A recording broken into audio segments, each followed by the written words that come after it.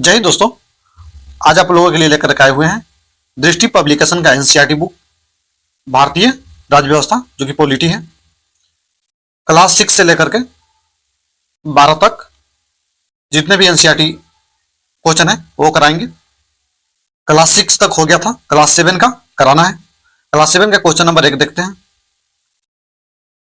Class 7 का जो है पॉलिटी वो अभी पुरानी एनसीईआरटी है, ये पुरानी एनसीईआरटी कराएंगे। 8 क्लास से आप लोग का पुरानी और न्यू एनसीईआरटी दोनों कराएंगे। क्लास 7 का चैप्टर नंबर 5 है राज्य के नीति निर्देशक सिद्धांत।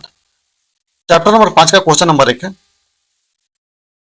भारतीय संविधान में वह कौन सा भाग है जो लोक कल्याणकारी राज्य के आदर्श प्रस्तुत करता है। ऑप्शन है उद्देशिका, मूल अधिकार, राज्य के नीति निर्देशक तत्व, 9वीं अनुसूची। ऑप्शन नंबर 3 सही है, राज्य के नीति निर्देशक तत्व। क्वेश्चन नंबर 2 है, भारतीय संविधान के अनुसार समुदाय के भौतिक संसाधनों का अनुसूचित विवरण निम्नलिखित में से किसका उल्लंघन है। किसका उल्लंघन है?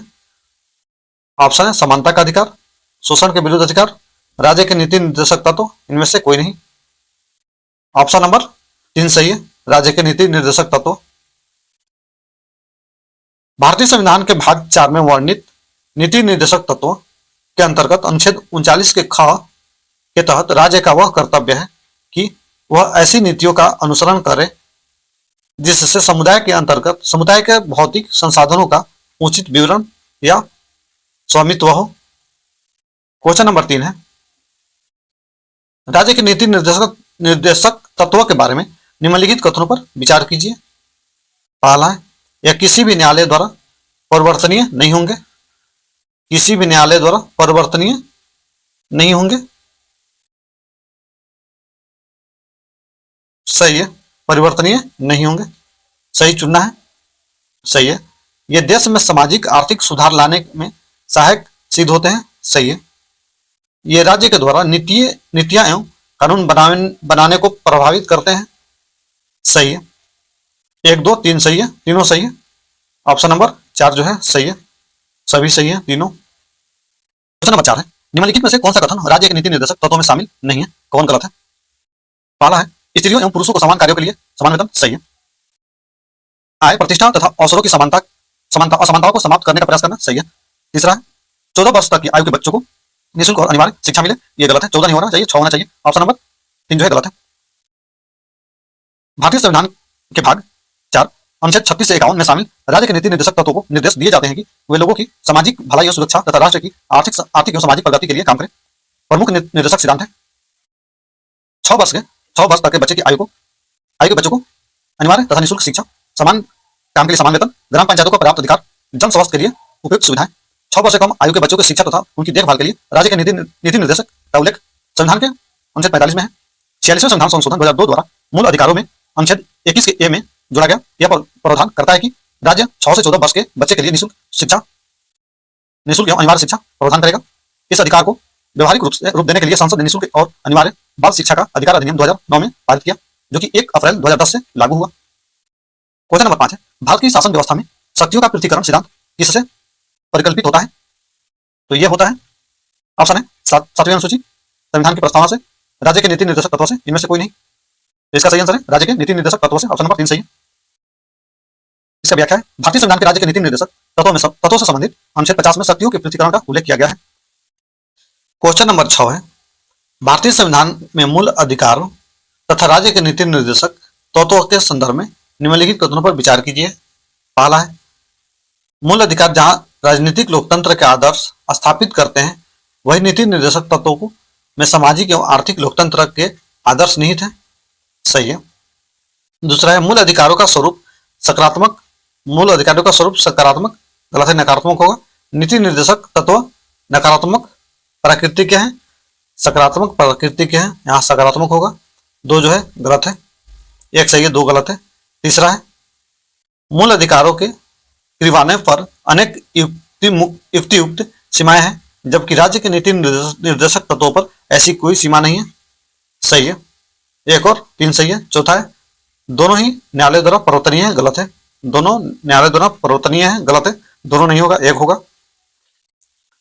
एक और तीन सही है, सही चुनना है, एक और तीन सही, ऑप्शन नंबर 2 सही है। चैप्टर नंबर 6 कानून बनाने वाली संस्था है। चैप्टर नंबर 6 का क्वेश्चन नंबर 1 है, भारत की संघीय कार्यपालिका निम्नलिखित में से सम्मिलित है। आप पहला है संसद, प्रधानमंत्री तथा मंत्रिपरिषद, ये सही है, संसद नहीं होगा। राष्ट्रपति, ये भी सही है। उच्चतम न्यायालय, गलत है। उपराष्ट्रपति, सही है। 2, 3, 5 सही है, ऑप्शन देखते हैं। 2, 3, 5 सही है। 2, 3, 5 ऑप्शन नंबर 3 सही है। 2, 3, 5 सही है। व्याख्या है, भारत के संसदीय व्यवस्था को अपनाया गया तथा शासन के सुचारू चलाने हेतु संघीय सरकार की विधायिका, कार्यपालिका एवं स्वतंत्र न्यायपालिका में विभाजित किया गया तथा इसी अनुरूप शक्तियों का विभाजन भी किया गया। संघीय कार्यपालिका में राष्ट्रपति, उपराष्ट्रपति, प्रधानमंत्री एवं उनके नेतृत्व वाली मंत्रिपरिषद सम्मिलित होती है। राष्ट्रपति राज्य का प्रमुख होते हैं तथा मंत्रिपरिषद की सहायता एवं सलाह के अनुरूप कार्य करते हैं। दूसरा है क्वेश्चन नंबर 2 है, संसद के अंतर्गत निम्नलिखित में से कौन सा भाग सम्मिलित होते हैं? कौन सा भाग सम्मिलित होते हैं? राष्ट्रपति, सही है। उपराष्ट्रपति, गलत है। लोकसभा, सही है। राज्यसभा, सही है। 1, 3, 4 होगा। 1, 3, 4 सही है, ऑप्शन नंबर 3 सही है। 1, 3, 4 सही है। भारतीय संसद राज्य गणराज्य का सर्वोच्च विधायी निकाय है। राष्ट्रपति, लोकसभा तथा राज्यसभा को मिलकर संसद बनती है। उपराष्ट्रपति संसद के दोनों सदनों में से किसी भी सदन का सदस्य नहीं होता, वह केवल राज्यसभा के सभापति के रूप में कार्य करता है। क्वेश्चन नंबर 3 है, लोकसभा के सदस्यों के चुनाव के संदर्भ में निम्नलिखित कथनों पर विचार कीजिए। पहला है, यह चुनाव गुप्त मतदान प्रणाली द्वारा होता है। गुप्त मतदान प्रणाली द्वारा होता है, सही है। कोई भी व्यक्ति जो भारत का नागरिक हो, जिनकी आयु 30 वर्ष या अधिक हो, लोकसभा चुनाव में खड़ा हो सकता है। गलत है, 30 वर्ष नहीं होगा, 25 होना चाहिए। यहाँ पर 2 गलत है, 1 सही है, 2 गलत है। कोई व्यक्ति जो दिवालिया हो, लोकसभा के लिए चुनाव नहीं लड़ सकता, सही है। दिवालिया हो, चुनाव नहीं लड़ सकता। सरकारी कर्मचारी लोकसभा के लिए चुनाव लड़ सकते हैं, गलत है।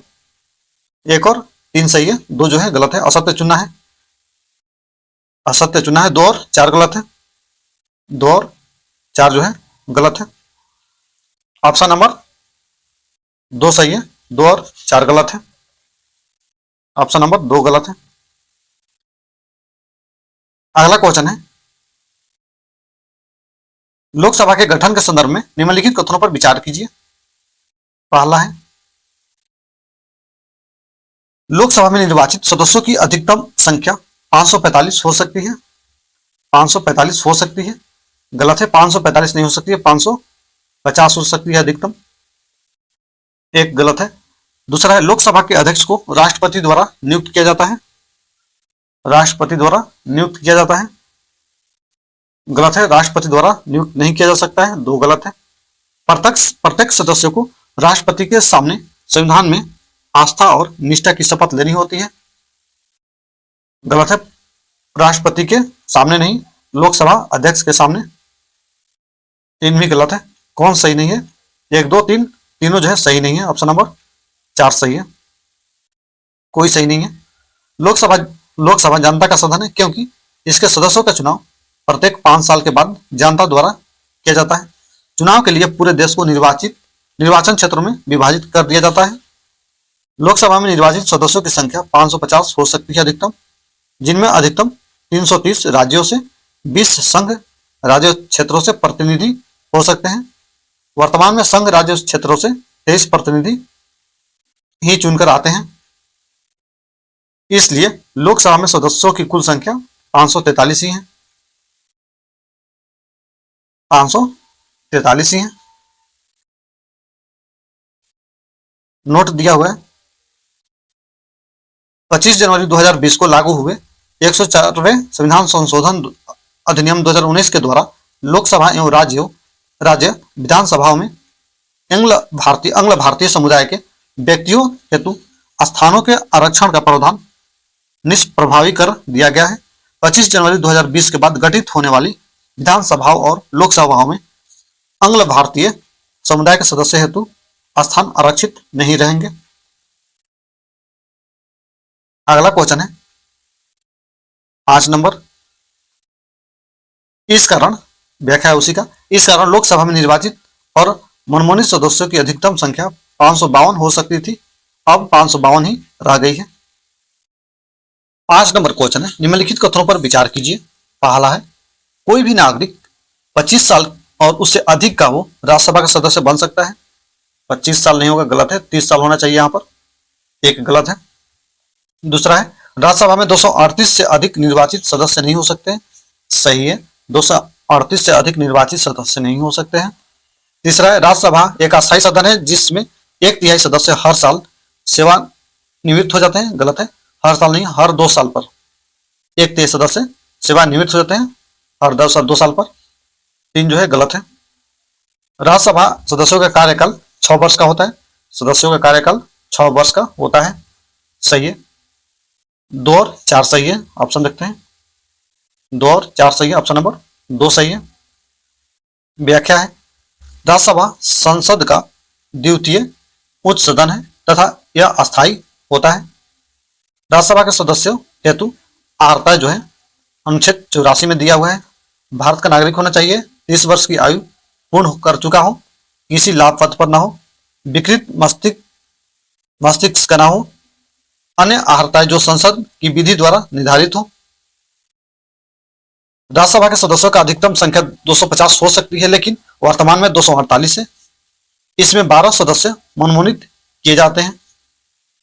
इसी प्रकार अधिकतम निर्वाचित सदस्य 238 हो सकते हैं, वर्तमान में 233 ही है। राज्यसभा एक अस्थायी सदन है जिसके 1/3 सदस्य हर 2 साल में सेवानिवृत्त हो जाते हैं तथा प्रत्येक सदस्य का कार्यकाल 6 वर्ष का होता है। क्वेश्चन नंबर 6 है, विधान परिषद के संदर्भ में निम्नलिखित कथनों पर विचार कीजिए। पहला है, वर्तमान में 8 राज्यों में विधान परिषदें हैं, 8 राज्य में नहीं है, 6 राज्य में है। पहला जो है गलत है, 6 होना चाहिए, 6 राज्य में है। विधान परिषद के सदस्यों की वही योग्यताएं होती है जो लोकसभा सदस्यों की होती है, लोकसभा सदस्यों की होती है, गलत है, लोकसभा नहीं होगा, राज्यसभा होना चाहिए यहाँ पर, राज्यसभा। 1 और 2 दोनों गलत है। तीसरा है, विधान परिषद के सदस्यों के चुनाव के आधे सदस्य का चुनाव राज्य विधान सदस्यों द्वारा होता है, 1/4 का चुनाव राज्य की अस्थायी संस्थाओं तथा शेष सदस्य राज्यपाल द्वारा मनमोनित होते हैं, गलत है, आधे नहीं होगा, यहाँ पर 1/3 होगा, यहाँ पर 1/4 नहीं होगा, 1/3 होगा। 3 जो है गलत है, 1, 2, 3 तीनों जो है गलत है, कौन सही नहीं है, तो ऑप्शन नंबर 4 जो है सही है, तीनों गलत है। व्याख्या देख लेते हैं इसका। वर्तमान में केवल 6 राज्य में विधान परिषद हैं जो इस प्रकार है, आंध्र प्रदेश, कर्नाटक, तेलंगाना, महाराष्ट्र, बिहार, उत्तर प्रदेश। विधान परिषद के सदस्यों के लिए अर्हताएं राज्यसभा के सदस्यों के समान होती है। विधान परिषद के सदस्यों का चुनाव प्रत्यक्ष रूप से नहीं होता, इनमें 1/3 जो है सदस्यों का चुनाव विधानसभा के सदस्यों द्वारा होता है। 1/3 सदस्यों को राज्य की स्थानीय संस्थाएं द्वारा चुना जाता है। शेष में से आधे 1/6 राज्यपाल द्वारा मनमोनित होते हैं, जबकि अन्य 1/12 + 1/12 क्रमशः विश्वविद्यालय के स्नातकों तथा शिक्षकों द्वारा चुने जाते हैं। चैप्टर नंबर 6 तक समाप्त होता है। वीडियो अच्छा लगे तो लाइक करिएगा, चैनल को सब्सक्राइब करिएगा और दोस्तों के पास शेयर भी करिएगा। इसका PDF चाहिए तो मेरे व्हाट्सएप लिंक दिया हुआ है मेरा, वहां से आप लोग ज्वाइन करके ले सकते हैं। जय हिंद।